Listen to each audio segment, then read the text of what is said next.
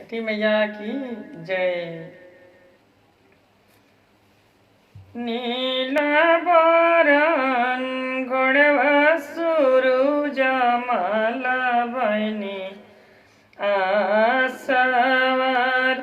अरे नीला बरन घोड़वा सूरज माला भैनी आसवार।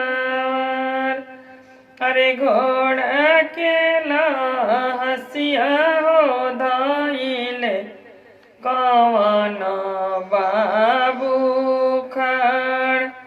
अरे ओ नहीं के मैया कवन दैया रघिया लिहले खड़। अरे ओ नहीं के मैया जन दैया रघिया लिहले खड़। अरे नीला बरन घोड़वा सूरज माला बनी